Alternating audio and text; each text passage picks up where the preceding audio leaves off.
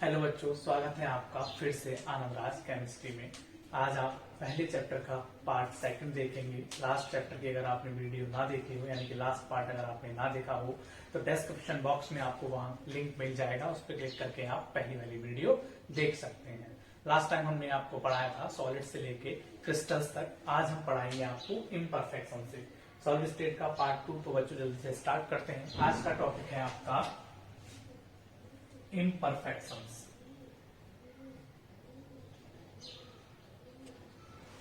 और इसी को बोलते हैं बच्चों डिफेक्ट्स। जनरली ये टॉपिक आपका क्रिस्टल लैटिस क्रिस्टल सिस्टम से रिलेटेड है। लास्ट टाइम बच्चों हमने क्या किया था, क्रिस्टल्स बनाया था। तो क्रिस्टल में हमने क्या देखा था कि हमने पॉइंट्स को आपस में कनेक्ट करके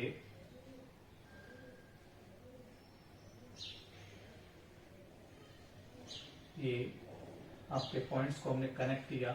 इनको कनेक्ट करके हम एक परफेक्ट क्रिस्टल बना रहे थे कुछ इस तरह करके। तो हमने देखा था कि कॉर्नर्स पे आपके क्या है बच्चों, एटम्स प्रेजेंट हैं। अभी आपका क्या है, एक क्रिस्टल है। बात करें क्रिस्टल्स की, तो कोई भी क्रिस्टल आपका प्योर फॉर्म में तब ही होता है, जैसे कि ये आपका क्रिस्टल है तो इसका एक पॉइंट ही रह गया है, इसको भी मैं बना दूं। कोई भी क्रिस्टल्स आपका प्योर फॉर्म में या प्योरली क्रिस्टल विदाउट डिफेक्ट या विदाउट इम्परफेक्शंस, वो क्रिस्टल क्या करता है आपका 0 डिग्री सेल्सियस टेम्परेचर पे बिलोंग करता है।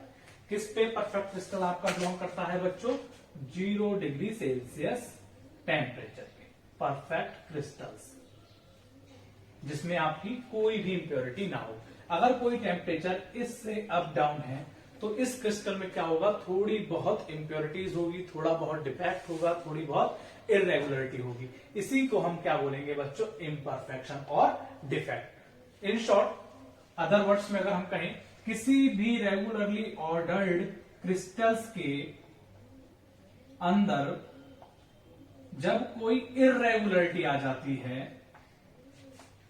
क्या आ जाती है बच्चों, इरेगुलरिटी, तो ये क्या कहलाएगा बच्चों आपका, यही कहलाएगा आपका डिफेक्ट्स और इम्परफेक्शंस। समझे बच्चों।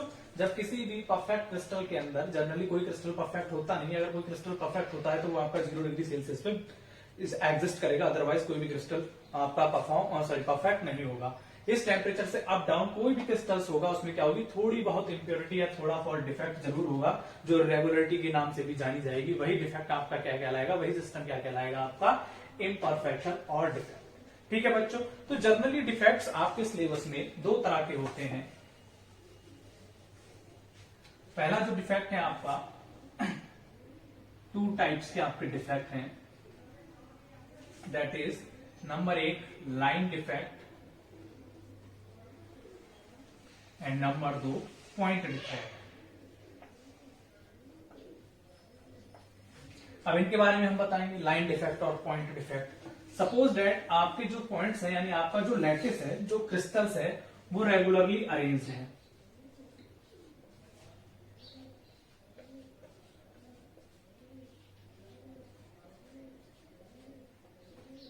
जब ये रेगुलरली अरेंज होगा, अब इस क्रिस्टल में कहीं पे भी, ये आपका क्रिस्टल्स है, ये आपस में कंबाइन हो जाएंगे। मैं थोड़ा जल्दी बनाता हूं इनको, हालांकि लास्ट टाइम भी मैंने आपको बताया था कि मेरा ड्राइंग इतना अच्छा नहीं है।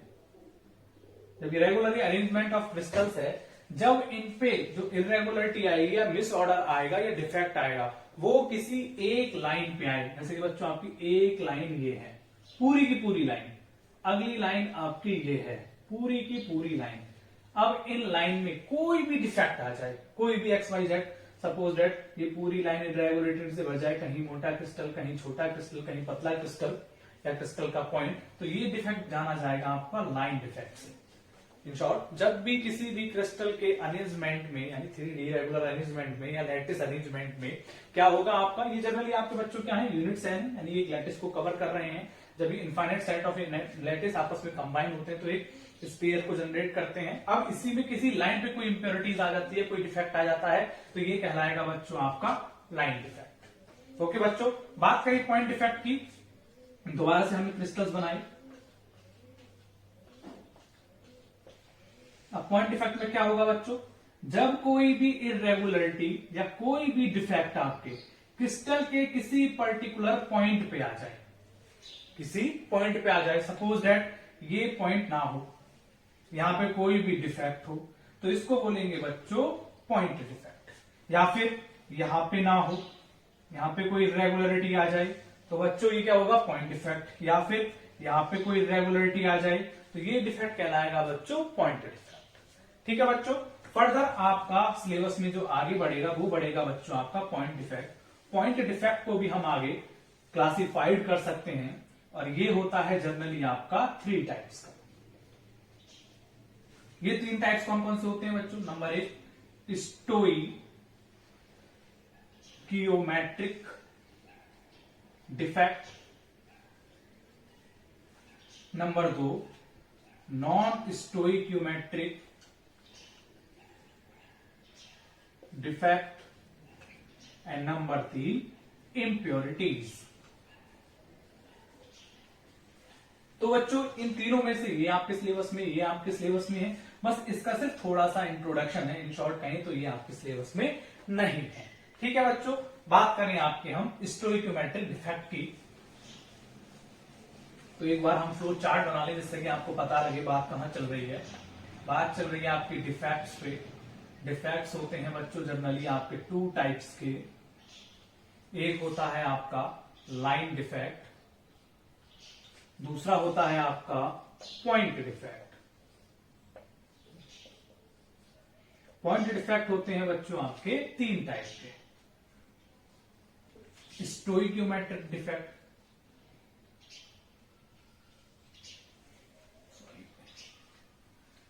दोबारा से लिखते हैं, stoichiometric defect, non stoichiometric defect. Actually एक बार इसकी स्पेलिंग आप कंफर्म कर लेना, हो सकता है मिसमैच हो, एंड इम्प्योरिटीज। ठीक है बच्चों, defect 2 types, line defect, point defect 3 types, stoichiometric, non stoichiometric and impurities. अब बात करें कि स्टोइकियोमेट्रिक आपका क्या होता है। तो बच्चों स्टोइकियोमेट्रिक डिफेक्ट क्या होता है, जनरली जो आपका मॉलिक्यूलर फॉर्मूला होता है उसमें जितने भी नंबर ऑफ एनायन और आपके कैटायन होते हैं, तो ये दोनों क्या होने चाहिए बच्चों, एक परफेक्ट रेशियो में होनी चाहिए। या इन शॉर्ट हम कहें, in a given chemical formula या molecular formula the number of anion और कैटायन या the ratio between the number of anion and cation are equal. जैसा कि केमिकल फॉर्मूला दिया जाएगा, फॉर एग्जांपल NaCl, तो इसमें अगर आप देखेंगे तो Na positive plus Cl negative, यानी एक आपका कैटायन है, एक आपका एनायन है। अगर हम इसको अरेंज करें तो ये कुछ इस तरह करके होगा, positive negative, positive negative, positive negative, positive negative. तो इनका जो रेशो है वो बच्चों क्या है, सेम है। यही डिफेक्ट कहलाएगा आपका स्टोइकियोमेट्रिक डिफेक्ट।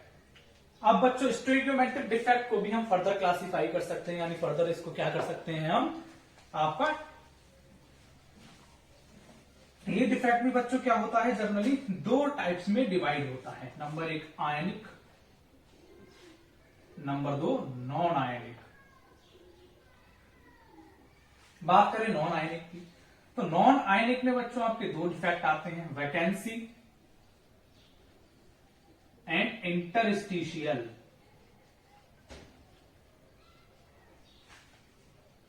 डिफेक्ट पहले हम बच्चों बात नॉन आयनिक की कर लेते हैं कि वैकेंसी डिफेक्ट और इंटरस्टिशियल डिफेक्ट क्या होता है।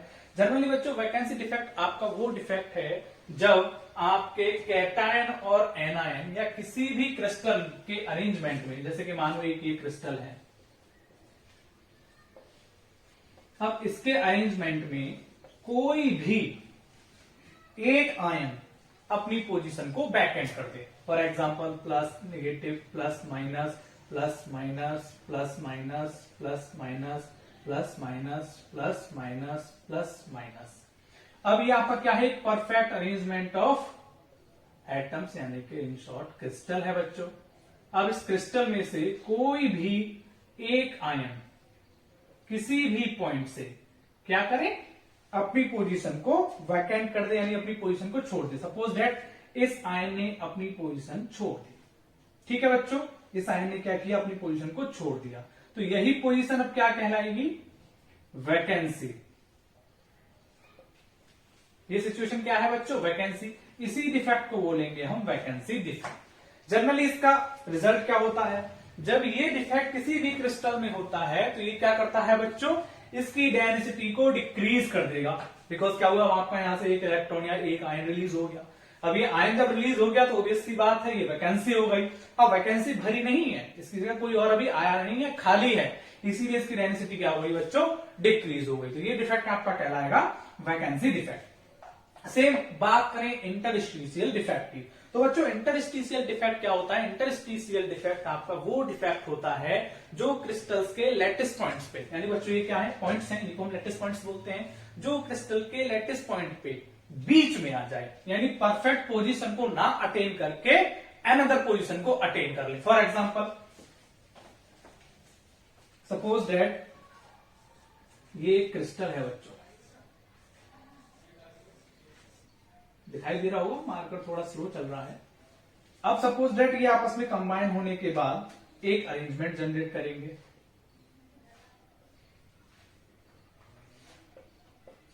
ये आप कम ज्यादा बना सकते हैं, ठीक है, क्योंकि लास्ट में मैंने ज्यादा बनाया था, इस समय कम है, उससे कोई फर्क नहीं पड़ेगा।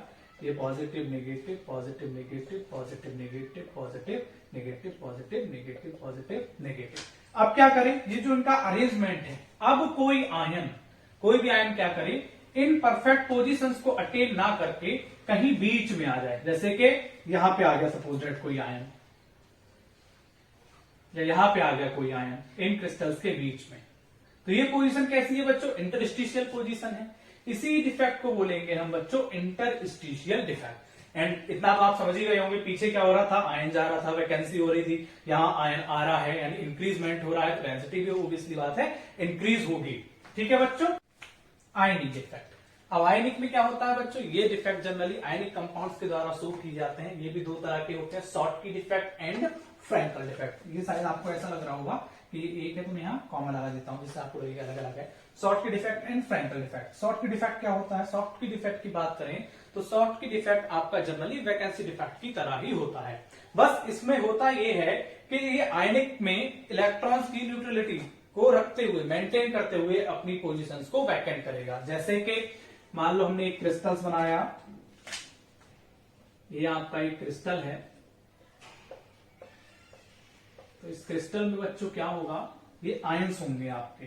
मैं आयंस बनाता हूं अभी आपको, positive negative positive negative positive negative positive negative positive और नेगेटिव, आपको दिख रहा होगा। इन सबको हम ज्वाइन कर देते हैं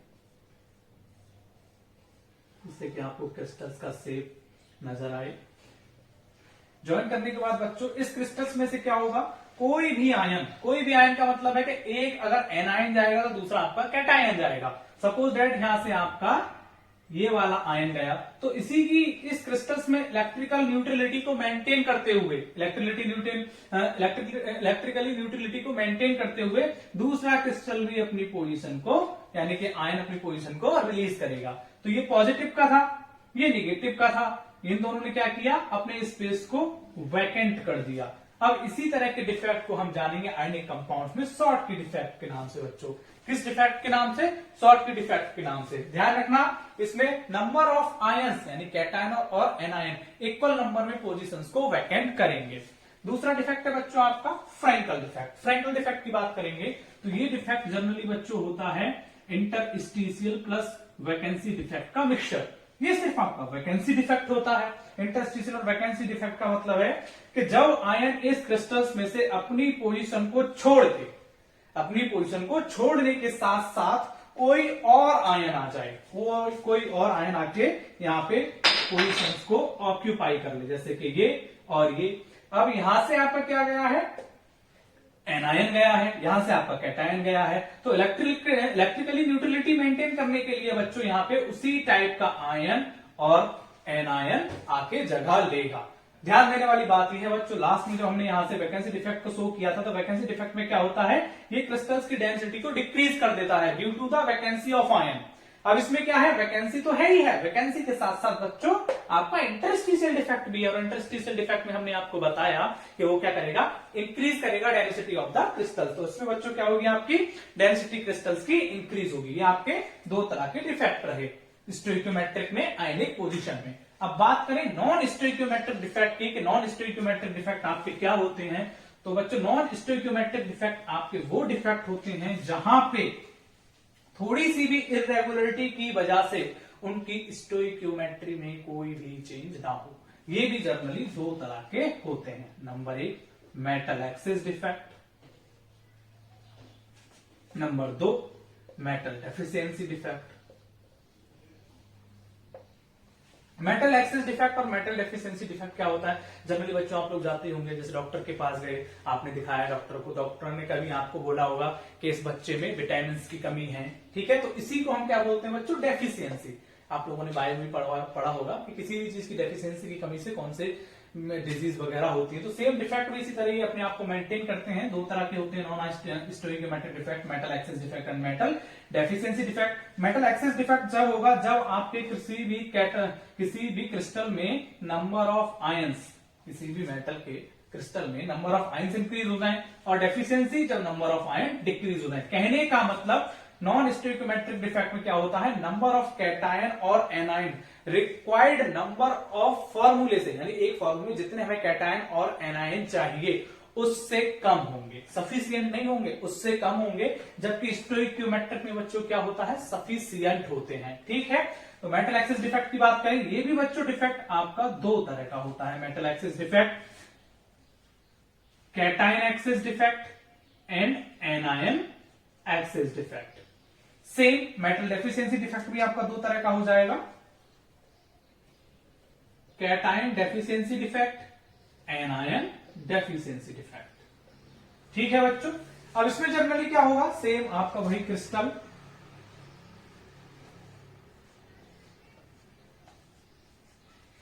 किसी भी मेटल में हम इसको ए बी से रिप्रेजेंट कर देते हैं बच्चों,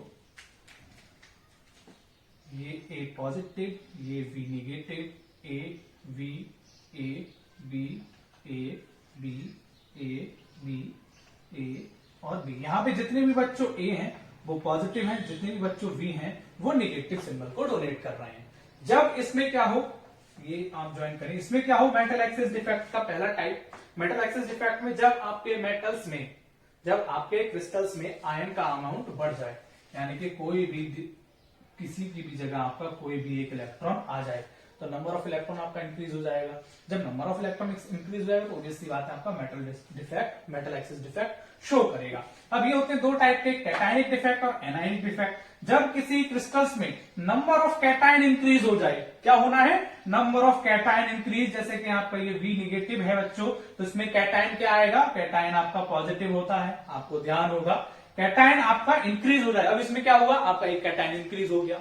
इसमें ध्यान देने वाली बात यह है, अभी हमने जब पीछे पढ़ा था स्टोइकियोमेट्रिक डिफेक्ट में, तो वहां इक्वल नंबर थे, यहाँ पे इक्वल नंबर नहीं होने हैं, बिकॉज ये सिर्फ कैटायन एक्सेस डिफेक्ट है। तो इस क्रिस्टल्स में सिर्फ आपका कैटायन का अमाउंट इंक्रीज होगा बच्चों। किसका अमाउंट इंक्रीज होगा, कैटायन का। इस तरह के डिफेक्ट को हम जानेंगे मेटल एक्सेस के डिफेक्ट के नाम से। और जब इसमें बच्चों कैटायन का इंक्रीज ना होके इसमें क्या हो जाए, आपका एनायन का इंक्रीज हो जाए। ठीक है बच्चों, आपका एनायन इंक्रीज हो जाए, तो इस तरह का डिफेक्ट मेटल एक्सेस डिफेक्ट के अंदर ही एनायनिक एक्सेस डिफेक्ट, यानी मेटल एनायनिक एक्सेस डिफेक्ट के नाम से भी जाना जाएगा। दूसरा बच्चों आपका आया मेटल डेफिशिएंसी डिफेक्ट। जब मेटल डेफिशिएंसी डिफेक्ट का कहने का मतलब है कि जब आपके रिक्वायर्ड अमाउंट से required number of atom decrease होने लगे, यानी आयन डिक्रीज होने लगे। सपोज दैट ये आपका क्रिस्टल्स है, यहाँ पे एकदम परफेक्ट पोजीशन है। मेटल डेफिशिएंसी डिफेक्ट, एक तो पहली चीज ये है कि इसमें रिक्वायर्ड नंबर ऑफ जितने होते हैं फॉर्मूले में उतने नहीं होंगे, यानी अब इसमें इक्वल है, तो पहली बात तो ये इक्वल नहीं होंगे। ठीक है बच्चों, अनइक्वल होंगे। इसके साथ साथ क्या होगा, इसके साथ साथ होगा ये कि इसमें जो नंबर ऑफ इलेक्ट्रॉन्स हैं, यानी कि पहला cation access defect, cation access defect यानी कि आपका पॉजिटिव, इसका अमाउंट डिक्रीज हो जाए। एक तो नंबर ऑफ इलेक्ट्रॉन जितने चाहिए थे वो ऑलरेडी नहीं थे, इसके साथ साथ इसमें एक और इलेक्ट्रॉन आपका क्या हो गया बच्चों, डिक्रीज हो गया। इस तरह का डिफेक्ट कहलाएगा मेटल डेफिशिएंसी डिफेक्ट के अंदर कैटायनिक डेफिशिएंसी डिफेक्ट। एंड जब यही नंबर आपका क्या हो जाए, एनायन डिक्रीज, जब इलेक्ट्रॉन की जगह आपका निगेटिव की जगह पॉजिटिव, पॉजिटिव की जगह नेगेटिव, यानी जो आयंस हैं वो डिक्रीज हो जाए, अप हो जाए, तो इसमें क्या होगा, कैटायंस में आपके कैटायंस डिक्रीज होंगे, एनायंस में बच्चों आपके एनायंस डिक्रीज होंगे, दोनों सेम डिक्रीज नहीं होंगे। ठीक है बच्चों, तो ये था आपका डिफेक्ट्स के बारे में। अब बात करें थर्ड टाइप का डिफेक्ट, यानी जिसको हम जानते हैं इंप्योरिटीज के नाम से। वैसे ये डिफेक्ट या सॉरी ये वाला डिफेक्ट आपके सिलेबस में नहीं है, सिर्फ थोड़ा सा इंट्रोडक्शन है। अब इंप्योरिटीज की बात ये है बच्चों, हाँ एक बात और कहना चाहूंगा, जो आपका स्टोइकियोमेट्रिक डिफेक्ट होता है इसको हम जानते हैं थर्मल डिफेक्ट के नाम से। ठीक है, थर्मोडायनामिक डिफेक्ट के नाम से, बिकॉज टेम्परेचर वाली बात बताई थी मैंने, टेम्परेचर जैसे थोड़ा सा अप डाउन होगा ये डिफेक्ट होने लग जाएगा, क्योंकि कोई भी क्रिस्टल परफेक्ट नहीं होता है, उसमें कुछ ना कुछ इंप्योरिटीज जरूर होती है। हाँ जी, तो अगली बात करें हम इंप्योरिटीज के बारे में। थर्ड टाइप है आपका इंप्योरिटीज। तो इस इंप्योरिटीज के अंदर हम क्या बताएंगे, जो आपका रिक्वायर्ड नंबर ऑफ एनायन और कैटायन है, जो किसी भी फॉर्मूले को या किसी भी सबस्टेंस के लिए रिक्वायर्ड अमाउंट है, यानी कि कॉम्पोजिशन फॉर्मूला।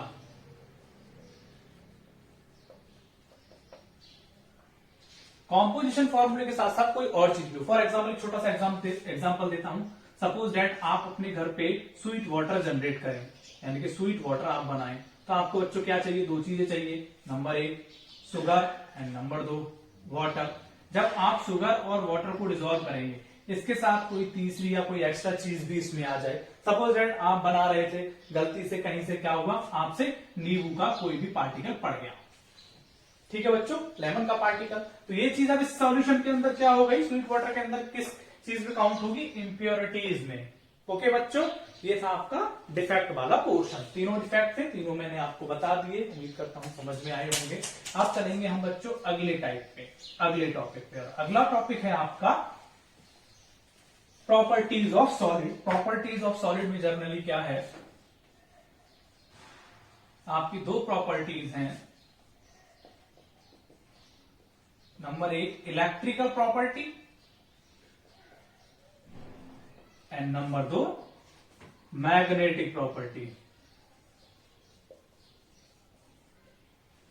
जनरली बच्चों इलेक्ट्रिकल प्रॉपर्टी, मैग्नेटिक प्रॉपर्टी, ये प्रॉपर्टी वाला पोर्शन आप लोगों ने फिजिक्स में भी पढ़ा होगा या फिजिक्स में आप पढ़ेंगे। मैं यहाँ पे इसका बहुत ही ब्रीफ इंट्रोडक्शन देना चाहूंगा, बिकॉज आप लोग ऑलरेडी इसे फिजिक्स में पढ़ेंगे। इलेक्ट्रिकल प्रॉपर्टी बात करें तो इलेक्ट्रिकल प्रॉपर्टी आपकी तीन तरह की होती है बच्चों।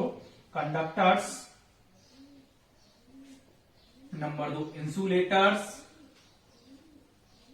And number 3 semi conductors. इसके बारे में डिटेल में आप फिजिक्स में पढ़ ही लेंगे, फिर भी मैं आपको ब्रीफली डिस्क्राइब करता हूं। कंडक्टर्स बच्चों वो होते हैं जनरली जो इलेक्ट्रिसिटी को पास करें, ठीक है बच्चों, पास करेंगे इलेक्ट्रिसिटी को। इंसुलेटर्स वो होंगे जो इलेक्ट्रिसिटी को पास ना करें, और सेमी कंडक्टर्स वो होंगे जो कभी पास करें और कभी पास ना करें। इन शॉर्ट कह सकते हैं इन दोनों का इंटरमीडिएट, जो कभी इन दोनों का बच्चों इंटरमीडिएट, यानी सेमी कंडक्टर्स में क्या होगा, एक तरह से पार्शियली ट्रांसफर होगा। ओके बच्चों, ये प्रॉपर्टी डिपेंड करती है आपके दो तरह के बैंड पे, ठीक है, और ये दो बैंड होते हैं। नंबर 1 होता है कंडक्शन बैंड, नंबर दूसरा होता है आपका वैलेंस बैंड।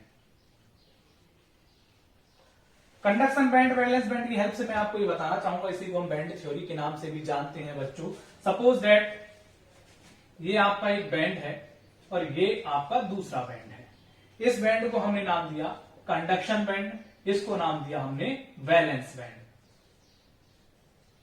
जब कंडक्शन बैंड और वैलेंस बैंड के बीच ये जो गैप है, ये बच्चों गैप है, इस गैप को हम फॉरबिडन जोन के नाम से भी जानते हैं। ये गैप बिल्कुल ना हो, जैसे कि कुछ इस तरह, conduction band and valence band, तो इनके बीच जो गैप है, ये गैप बच्चों बिल्कुल नहीं है। तो यहां से इलेक्ट्रॉन इधर और इधर से इलेक्ट्रॉन इधर, यानी कि आयंस आपस में एक दूसरे में कोलॉइड कर सकते हैं, यानी एक दूसरे को सिंक कर सकते हैं। तो यहाँ पे क्या होगा, इलेक्ट्रिसिटी कॉन्टिन्यूसली पास होती रहेगी, बिकॉज इलेक्ट्रिसिटी के लिए आयंस चाहिए होते हैं। यहाँ पे आयंस अपने कॉन्टिन्यूसली एक दूसरे में मूव कर रहे हैं। तो इस तरह की प्रॉपर्टी आएगी आपकी कंडक्टर्स के अंदर। जब बच्चों इन्हीं दोनों बैंड्स के बीच में एक पर्टिकुलर गैप आ जाए, ठीक, यानी कि ये गैप आ जाए। तो ये अब क्या होगा, इसके आयंस इसमें नहीं जा सकते, इसके आयंस इसमें नहीं जा सकते। तो इस तरह की प्रॉपर्टी कहलाएगी आपकी इंसुलेटर्स। इलेक्ट्रिसिटी कहीं पास नहीं होगी जब इनके बीच जो गैप हो वो बच्चों पार्शियल हो, ना ज्यादा हो ना कम हो, या फिर ये कह सकते हैं कि ये इन दोनों की इंटरमीडिएट स्टेट में हो।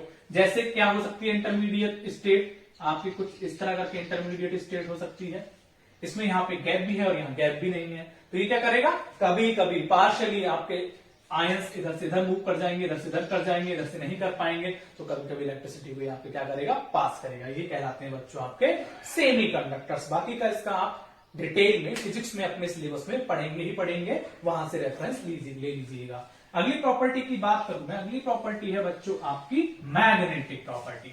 मैग्नेटिक प्रॉपर्टी क्या होती है, इसके बारे में भी आप लोग पहले से पढ़ चुके होंगे।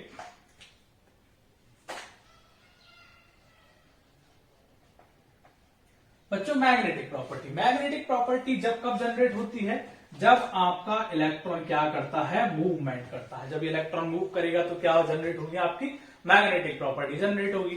ये मैग्नेटिक प्रॉपर्टी बेसिकली दो तरह की होती है। नंबर एक पैरामैग्नेटिक एंड नंबर दो डायमैग्नेटिक। अभी आपके सिलेबस में इसको 5 तरह से बताया गया होगा, paramagnetic, diamagnetic, ferromagnetic, anti ferromagnetic and ferrimagnetic. बात करें आपके पैरामैग्नेटिक मैग्नेटिक प्रॉपर्टी आपकी बच्चों वो मैग्नेटिक प्रॉपर्टी होगी जहां पे नंबर ऑफ इलेक्ट्रॉन्स, क्या बच्चों, नंबर ऑफ इलेक्ट्रॉन्स अनपेयर्ड हो। सपोज दैट कि ये हमारा एक शेल है, इसको हम पी सेल के नाम से जानते हैं, आप लोग जानते हैं। जब हम इसमें किसी भी इलेक्ट्रॉन को फिल करेंगे तो इन इलेक्ट्रॉन्स क्या हो, कोई भी पेयर्ड पोजीशन में नहीं है, यानी कि टोटली इलेक्ट्रॉन इसमें क्या है, अनपेयर्ड है। 3 ब्लॉक्स, तीनों में अनपेयर्ड इलेक्ट्रॉन, पैरामैग्नेटिक। इसमें पेयर्ड हो, बाकी में 2 में अनपेयर्ड इलेक्ट्रॉन, पैरामैग्नेटिक। ये 2 पेयर्ड हो, एक तीसरा अनपेयर्ड इलेक्ट्रॉन, पैरामैग्नेटिक। टोटली यहाँ पे नंबर ऑफ इलेक्ट्रॉन्स आपके क्या होंगे, पैरामैग्नेटिक होंगे। Sorry, number of electrons pairing form में नहीं होंगे, अनपेयर्ड इलेक्ट्रॉन इस केस में जरूर पाया जाएगा। इस तरह की प्रॉपर्टी आपकी बताएगी पैरामैग्नेटिक नेचर को। ओके बच्चों, डायमैग्नेटिक में जस्ट इसका अपोजिट, पैरामैग्नेटिक में आपके इलेक्ट्रॉन्स क्या है, अनपेयर्ड है। डायमैग्नेटिक में आपके सारे इलेक्ट्रॉन्स क्या होंगे, पेयर्ड फॉर्म में होंगे बच्चों। अगर इसमें एक भी इलेक्ट्रॉन अनपेयर्ड होता तो ये क्या हो जाता, पैरामैग्नेटिक। सारे इलेक्ट्रॉन पेयर्ड फॉर्म में, ये कहलाएंगे आपके बच्चों diamagnetic property. Ferromagnetic property generally क्या होते हैं, पैरामैग्नेटिक नेचर शो करते हैं और कोशिश करते हैं डायमैग्नेटिक बनने की। एंटी फेरोमैग्नेटिक फेरोमैग्नेटिक बनने की कोशिश करेंगे, फेरीमैग्नेटिक भी फेरोमैग्नेटिक बनने की कोशिश करेंगे। ओके बच्चों, ये रही आपकी मैग्नेटिक प्रॉपर्टी। इसके बाद जो आपका लास्ट पोर्शन रह गया है इसमें, सॉरी बच्चों, एक रूल और है अभी इसमें, रेडियस रेशो रूल। अगला बताऊं मैं आपको, रेडियस रेशो रूल बच्चों। तो रेडियस रेशो रूल क्या है, आप जनरली रेशो का तो फॉर्मूला जानते होंगे, तो सेम इसको हम क्या करेंगे, आयंस में रिप्रेजेंट करेंगे, अप्लाई करेंगे। ये आपके 2 आयंस हैं, एक पॉजिटिव एक नेगेटिव, तो ये आपका कैटायन हो गया, ये आपका एनायन हो गया। तो बच्चों यहां से यहां तक की डिस्टेंस आपकी क्या कहलाएगी, रेडियस कहलाएगी। आप जानते हैं ये कैटायन है तो इसीलिए इसका रेडियस कहलाएगा रेडियस ऑफ कैटायन। ये एनायन है तो इसका रेडियस कहलाएगा रेडियस ऑफ एनायन। ओके बच्चों, यानी कि हम इसको रिप्रेजेंट कर सकते हैं आर पॉजिटिव से, इसको रिप्रेजेंट कर सकते हैं आर नेगेटिव से। तो रेडियस रेशो रूल क्या हो गया, radius ratio rule is equal to क्या हो गया, रेशो ऑफ रेडियस, रेडियस का ratio, ratio of cation radius upon ratio of anion radius. ठीक है बच्चों, इसको जनरली हम इन शॉर्ट में R positive upon R negative, यानी कि radius ratio is equal to R positive upon R negative से भी डिनोट कर सकते हैं। ओके बच्चों, इसका सबसे इंपॉर्टेंट रोल क्या होता है, किसी की भी स्ट्रक्चर को जनरेट करने में। ये किसी की भी स्ट्रक्चर में सबसे ज्यादा अपना इंपॉर्टेंट रोल प्ले करता है, बिकॉज अभी आपने पीछे पढ़ाई था वैकेंसीज डिफेक्ट्स के बारे में। इसके साथ साथ बच्चों ये किसी के कोऑर्डिनेशन नंबर को फाइंड आउट करने में भी बच्चों हेल्प करता है। क्या करता है, कोऑर्डिनेशन नंबर को फाइंड आउट करने में भी बच्चों ये आपकी क्या करेगा, हेल्प करेगा। ओके बच्चों, तो आज आपका ये रहा बाकी के टॉपिक्स। उम्मीद करता हूं आपको समझ में आए होंगे। आपकी जो भी क्वेरीज होंगी आप मेरे तक पहुंचाइए, मैं उनको सॉल्व करूंगा। बच्चों, वीडियोस आपने मेरी दोनों देख चुकी हैं। उम्मीद करूंगा आपको वीडियो पसंद आई है। अगर पसंद आई है तो लाइक करें, नहीं आई है तो डिसलाइक करें। सब्सक्राइब और शेयर करना ना भूलें। बहुत जल्द लेके आएंगे हम इसका थर्ड पार्ट, जिसमें आपके क्या होंगे, बाकी के न्यूमेरिकल पोर्शन यानी मैथमेटिकल पोर्शन, जिसमें आपके डेरिवेशंस हैं, ओके, वो आपको मैं बताऊंगा।